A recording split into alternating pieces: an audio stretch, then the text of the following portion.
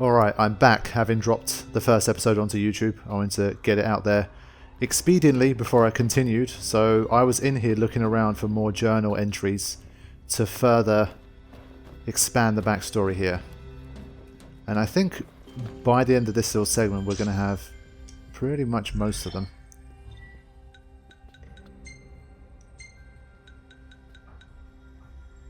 Right, okay. I have made a discovery both startling and astounding. The monster known as Adagium is none other than Ardyn Lucis Kylum, older brother to the founder king of Lucis. Words cannot describe the sense of elation that enveloped me knowing that I was able to converse with a creature who has lived for hundreds of years. His powers do not cease to amaze. Not only can he absorb the demonic miasma into his body, but he can pass the plague on to others as well. He also claims to have gained a glimpse into their psyche when doing so. Relive their memories, so to speak. Oh, so that's what that's about. If this is true, then it would seem this man has been blessed with both eternal life and unlimited wisdom. He's practically a god in his own right. Well, damn. Yeah, because I was a little bit confused for a second. I was like, hold on, is he talking about like someone else's memories that wasn't related to the guy that he fought against? But no, it seems to be about that, so that makes sense. Now.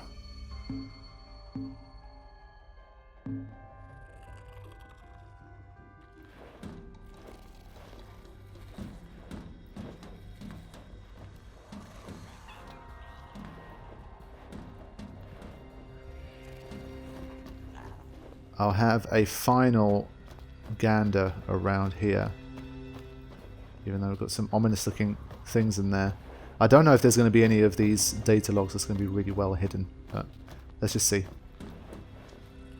Historical analysis, basic characteristics.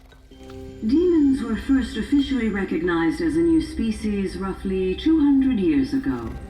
According to ancient texts, however, humans have suffered from a parasitic plague wrought by the demons for upward of 2 millennia.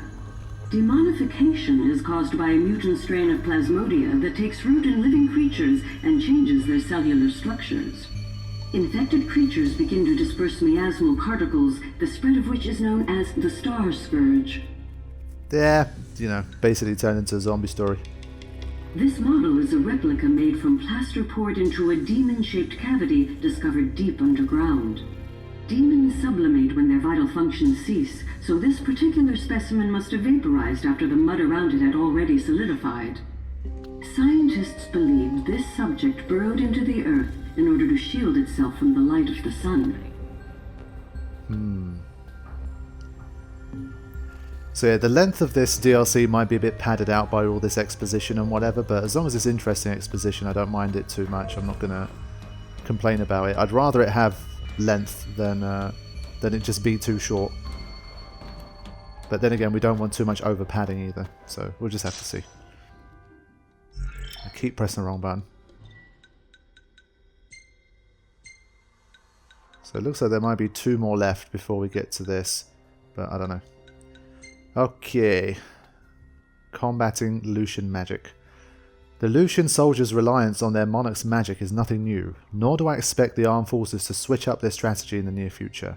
It thus stands to reason that we ought to devise a plan to inhibit their abilities by whatever means necessary. I have given much thought to the idea of suppressing the Lucians' magic, and while it will be some time until I have a working prototype, I believe we should have a fully functioning jamming device added to our Magitech arsenal before long. Further combat data would certainly help speed along the developmental process, especially data related to the divine. What a thrill it would be to take down a god using the form of one of their helpers.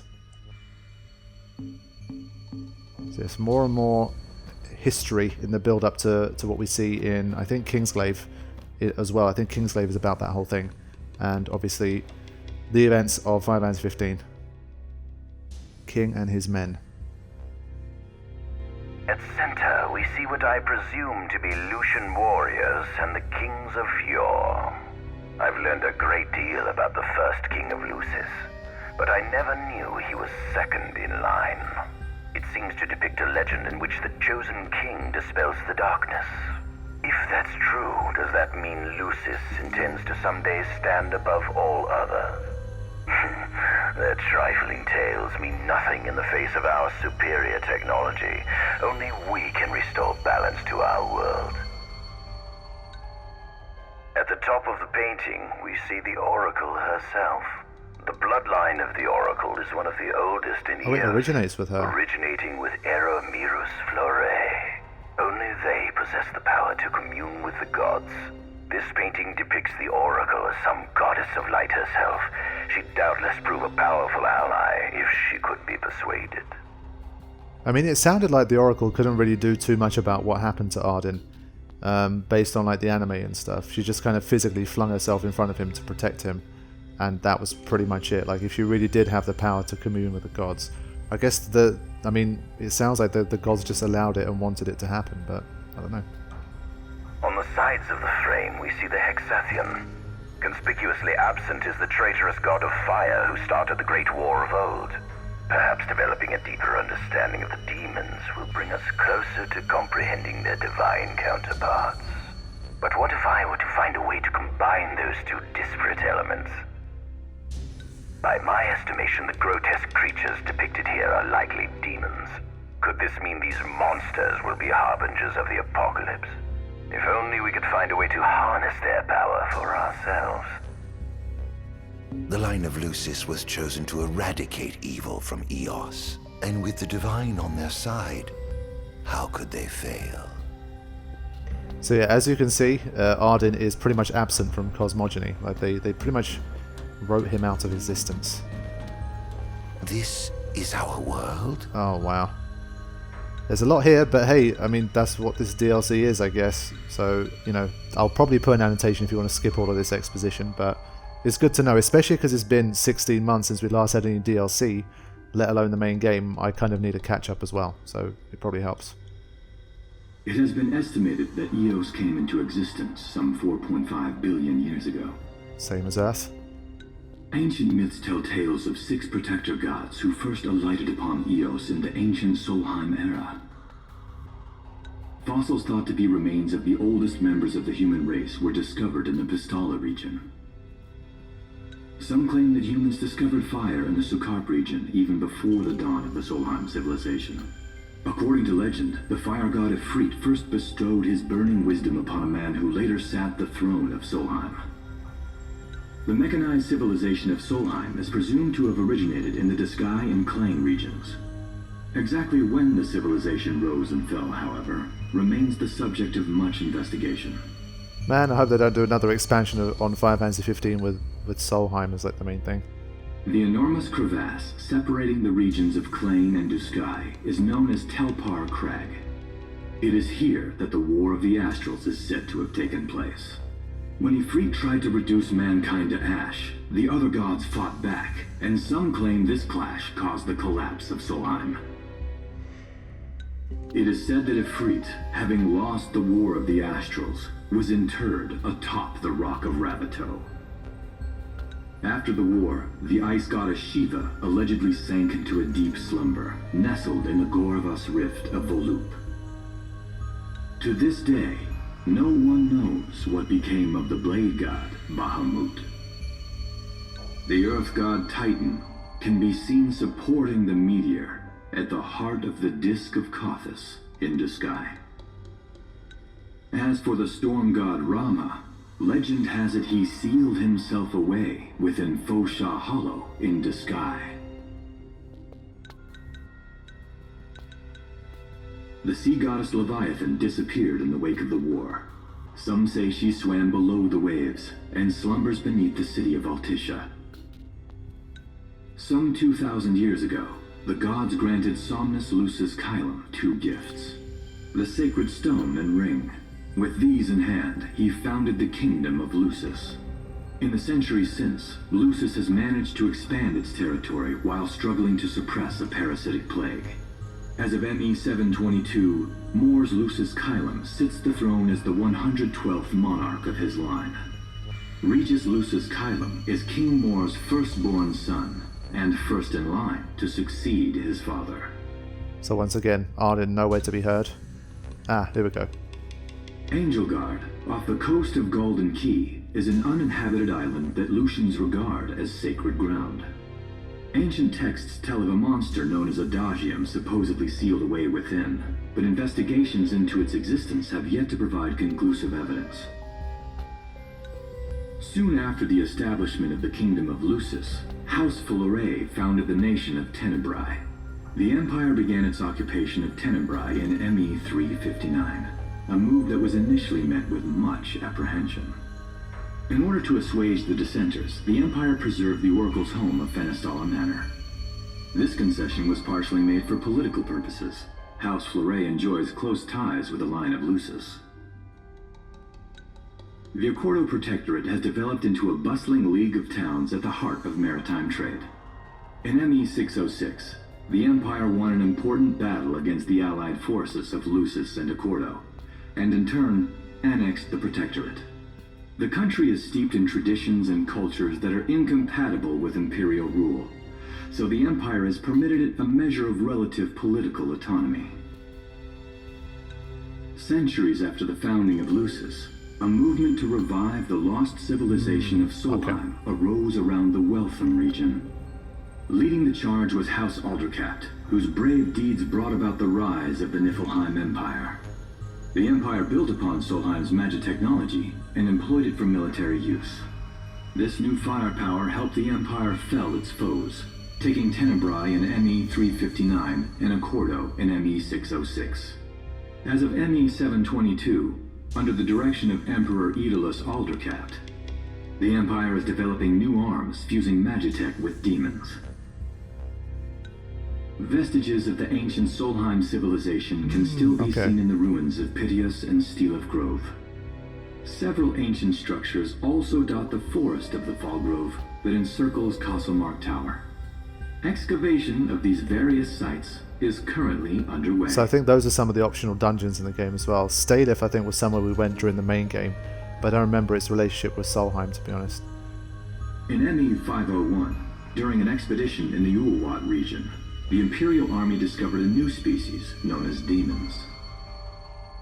Okay, so there you go. That's a brief overview of the world. When you haven't been playing this game for that long, it's kind of needed. So that was good. I think I've been up here already, but I just want to double check. Nope, there's another one. I guess I haven't been up here. Got another one. And press the run button again.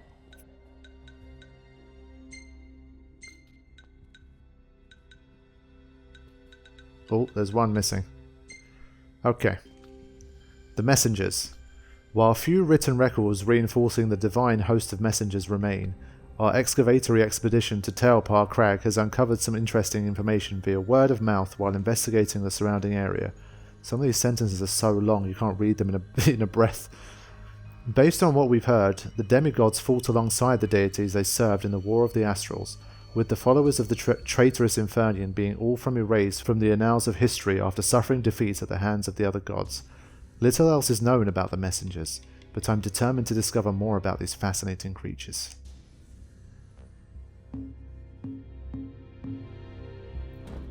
Okay. I'm pretty sure there's got to be one more journal in here, and I haven't found it yet, so I've got to keep looking around.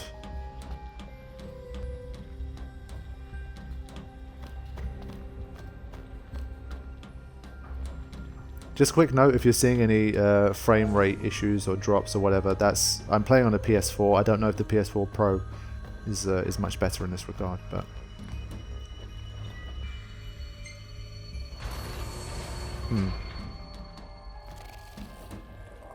Given the demon's aversion to light, they typically stick to the shadows until the sun fades and the night falls. oh, it's these. Adagium, however, is different. Unlike his demon brethren, he can still function uninhibited in broad daylight. Of course, the ultraviolet rays harm him, much like they would any other demon. Yet his cells regenerate quickly enough to essentially negate the damage. It stings. Like the light of the sun. Perhaps I'd best cover up. So I guess that explains why his face looks like that, I think. When he kind of transforms more into his demon mode. So I'll take one final look around to see if I can find that journal. It would be annoying if I miss one journal.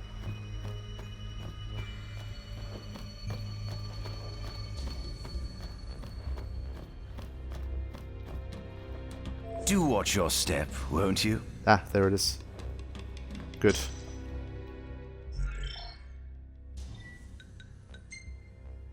And should be this one, I think. The Dragon of Tailpar. The team we dispatched to Tailpar Crag has returned with a fascinating report. Their landing craft came under assault by a flying dragon as soon as they entered the valley. Hearing their story, I could not help but recall a passage I once read about the legendary Blade Master, which stated he guarded the Founder King with his glaive in hand and his dragon at his side. This would mean the creature they encountered has been guarding that gorge for nearly 2 millennia, and if one of these Lucian legends has proven true, then perhaps the kingdom's fairy tales are more than just rumours after all, even the whispers about the Undying. He's come a hell of a long way, man. He looks like, in this part of the timeline, he still looks like a relatively young man. So he's got a lot of shit done, man. It's impressive. I mean, even though he's, you know, working for the Empire and for their gains, he's made a hell of a lot of advancement and discovery after so many years of these guys and, you know, the demons and the gods and all that stuff after laying dormant. It's pretty impressive, I've got to say. Okay, the Undying Prisoner. Adagium. That is what the Lucians call the monster they imprisoned for 2,000 long years. His powers surpass those of any mortal, and his body is all but impervious to attack. It's no wonder the Founder King sealed him away on the Isle of Angel Guard. He undoubtedly feared this monster might challenge his reign. It seems fortune smiles upon me. Though the Lucians kept him locked away for 2,000 years, I've managed to secure Adagium for myself. The raging winds and stormy seas may have cast all others away, but the waves parted for me that day and led the way. While I've yet to conduct any official research, the potential he proved in combat was most promising. I estimate his powers easily surpass anything mankind has ever seen. Perhaps this streak of luck has just begun. So yeah, I mean... Fascinating, isn't it? Whoop. I pored over the ancient texts and found scarcely a mention of you. I barely believed you existed till I saw you with my own eyes. Yeah, he struggled to get down the stairs there, but... With your help, my research is proceeding smoothly. You have my thanks. I mean, I didn't rate this guy that highly, you know, in the main game, but seeing it in this fashion, he's done some very, very impressive things. This must be how the gods feel looking down upon our world. Here we have a model of imperial territory. It includes our present lands as well as our future acquisitions. Feel free to have a look. Been there, done that. And I mean, it seems like he's done everything by himself as well. Like he's the main man. He's been running the whole show. There's something you should see. Come with me.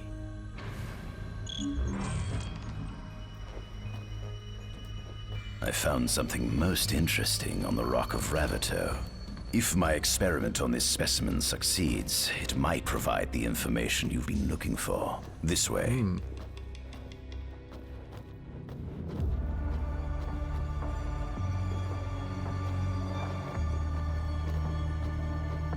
Let's see.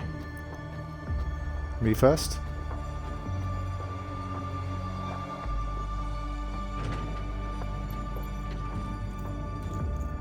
Is that? Ifrit the Infernian. You subjugated a god and brought him here? He was sound asleep, just like the legend said he'd be, so we put him on ice. Do you think you could turn him Into a demon? If you managed to demonify a deity, you could learn truths no mere mortal could ever dream of knowing. You'll access 2,000 years of his memories, and if you can control him, he'll be a weapon of supreme power. It's certainly an enticing offer, isn't it? Just think you could exact sweet revenge through divine retribution. How do you know what I'm I don't, but I know you have no other options. Well, shall we? Oh shit, man. Everything is happening before our own eyes. That's crazy, man. Come see the fruits of my magitech research. This way. He's really... The ancient civilization of Solheim, forefathers of our magic technology, once flourished on this land. Had they not incurred the wrath of the gods, they may have remained prosperous to this day. And you wish to restore them to greatness? To surpass them, which is why I need you to lend me your strength. But I'm certain magic technology and demons are the keys to unlocking the door to a new future. Are you ready? Okay, it was good of the game to ask because I was not ready. I had to quickly do something, but now I'm ready. Awakening. Oh man. So when he says you're going to have to turn him, does that mean we're going to have to beat him first in order to do that? I bet it does. Lucians? But how? Whoa. Kunmi squad, Adagium sighted. Initiating Requesting engagement. backup from Nimbus squad. Shutting down communications until all clear. So, you've come to kill me, have you? Or die trying.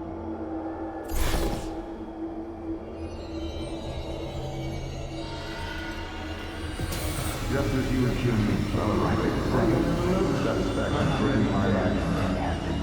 So I may be gone by Diggs' arms on the common soldiers.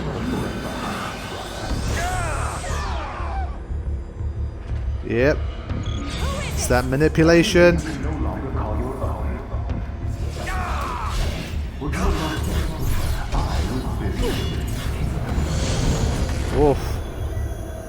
Demonify enemies to fill the phantasm bar and conjure spectral arms to increase your attack power. I'll try. Perhaps you ought to leave away your statue. Okay, I can still do this thing. I can warp strike as well. I forgot about that. But I've got to demonify them, so warp striking is not going to help.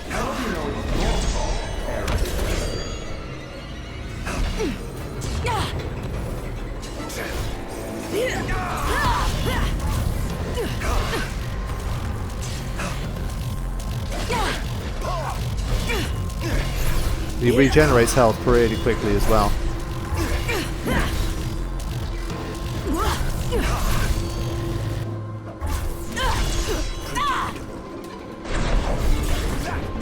That's weird, it didn't work. Damned monster.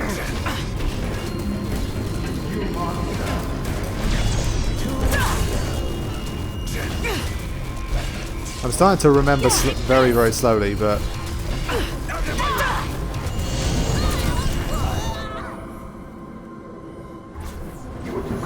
There we go. Did I get two in a row there?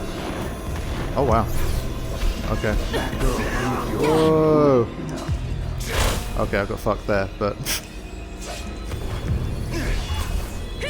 Okay, the combat's looking very interesting if I can bloody get the hang of it, but...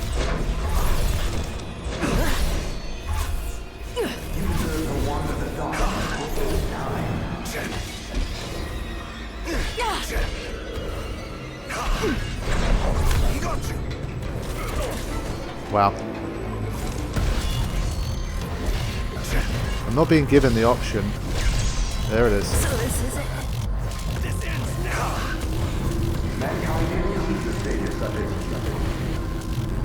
Yeah, the shadow thing is really cool as well. Here goes!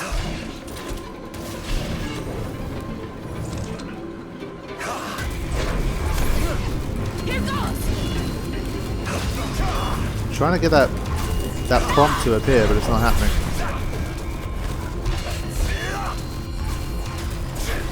Hold R1 and press triangle when the phantasm bar is full to inflict royal retribution on your enemies.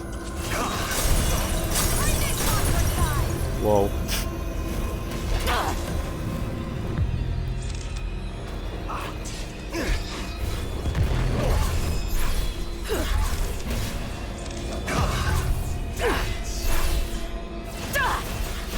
Whoa. Okay. That's some pretty royal retribution. Because I've been playing so much Bloodborne, I keep pressing circle to dodge. He's really instinctive. Blast!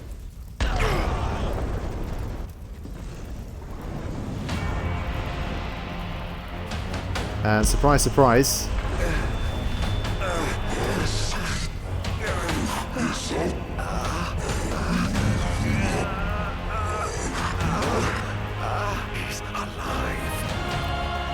Stop him before he destroys everything. Yeah, okay then. I can barely beat some flipping soldiers. Seize him. These guys are still after me. I can use these guys to demonify and get some more power.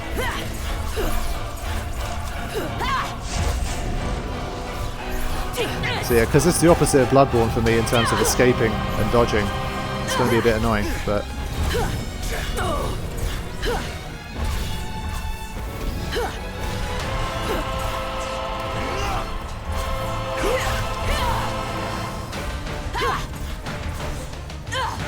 I mean, these guys are attacking Ifrit as well. I feel like it shouldn't matter for me.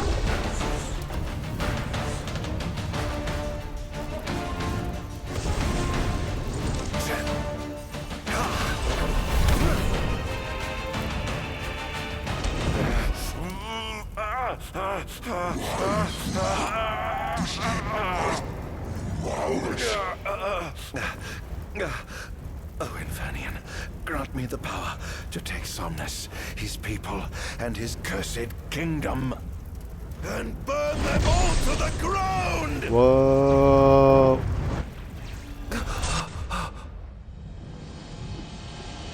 The wisdom of a god. No!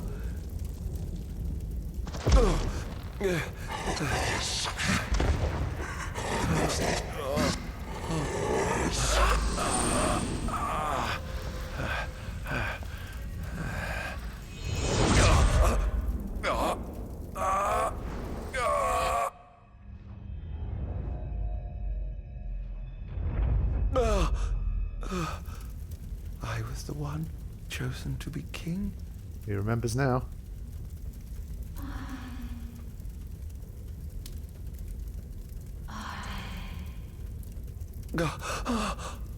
Ardyn.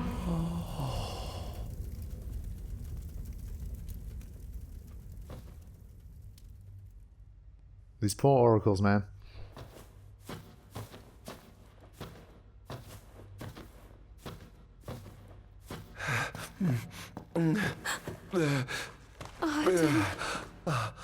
Era.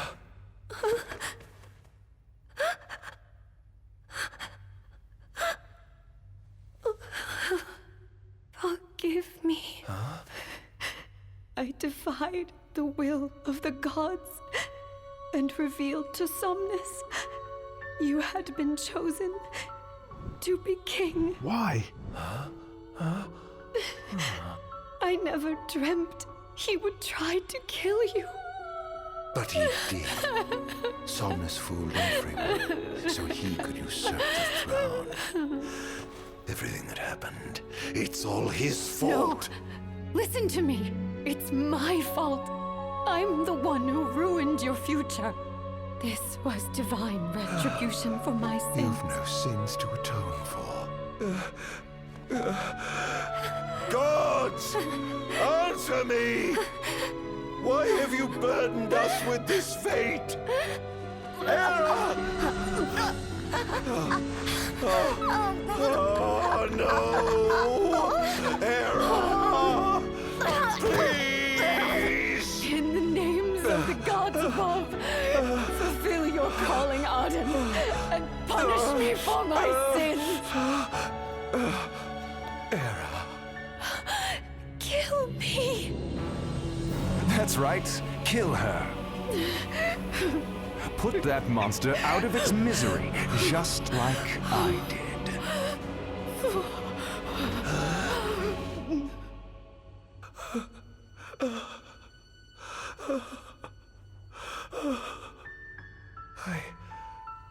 I can't. My calling is to save lives.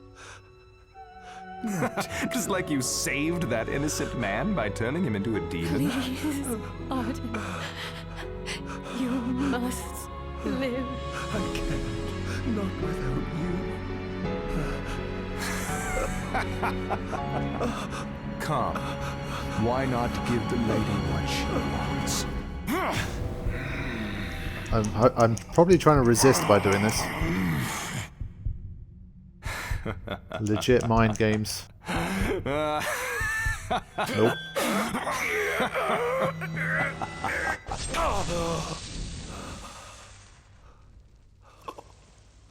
Once again, you failed to save her.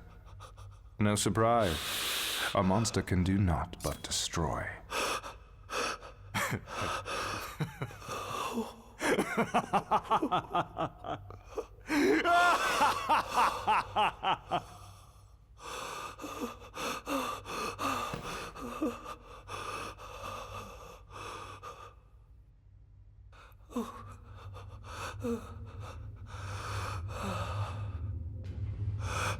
I'll never forgive you, Somnus. This monster may not be able to destroy you, but I'll see to it that I destroy everything you built.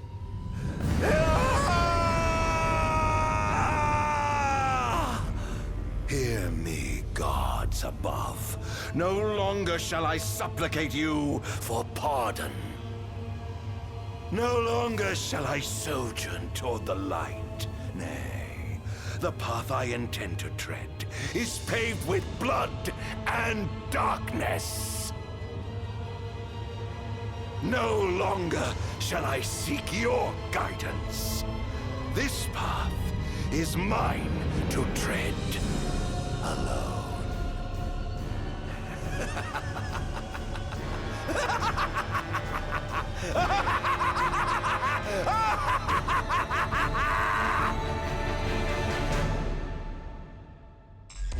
Transformation complete. Well, awakening complete.